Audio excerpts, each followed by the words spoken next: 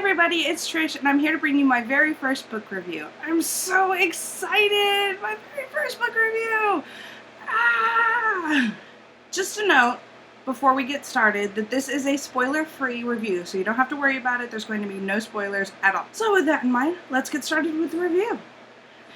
The first book that I'm going to be reviewing for you is Talon by Julie Kagawa. I originally picked this book up because I've read both of Julie Kagawa's other series and I loved them. So I knew that I was going to really want to read this one. Not to mention, it's about dragons that can change into humans. Yes! Something so totally different, right? Yes! This is the first installment of the Talon saga. The second one is Rogue, and I'll do a review for that one at a later time. And then the third one comes out sometime next year. I don't remember exactly what month, but it's going to be called Soldier. So this story follows a girl by the name of Ember, and she's 16 years old, and she has a twin brother named Dante. They are considered to be hatchling dragons, and that's a name for all dragons in the organization they belong to for the first couple decades of their lives. Talon is a huge organization of dragons. They're very secretive. They consider themselves to be the superior race, and only a select few humans actually know about Talon, and those are usually the humans that work for them.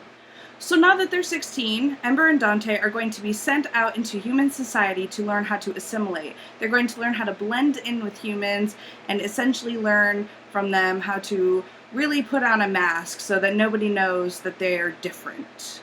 They go to a small town in California called Crescent Beach. Not supposed to have any kind of feelings that are genuine as far as human emotions go because they're dragons, and they kind of think that something like that is below them. There is a boy who is 17, his name is Garrett, and he is considered to be the perfect soldier. He has been raised inside the Order of St. George since he was a very little boy, and he has a partner named Tristan. Garrett and Tristan are sent into Crescent Beach to sniff out the sleeper dragon, as they call them, which basically they're going to sniff out Ember and Dante because they're the sleeper dragons. When they first get to Crescent Beach, they're not entirely sure that Ember could possibly be the sleeper dragon because she has a twin, and it's really uncommon to have a twin in in Talon. But Garrett also gets a lot more than he bargains for when it comes to Ember, because she is very good at actually blending in. The other main character in the book is Riley, also known as Cobalt, and he is a rogue dragon. What this means is that he was once with Talon, and because inside Talon you have no choice, you have no freedom, you do what they say, when they say, and if you don't, you suffer some pretty serious consequences. So he decided that a dangerous life of being on the run and having freedom and having choice was better than anything Talon could actually provide for him. Riley runs an underground organization of rogue dragons, and what he does is he goes into the towns where hatchlings are sent to be assimilated, and he tries to convince them to join his cause. And he finds Ember.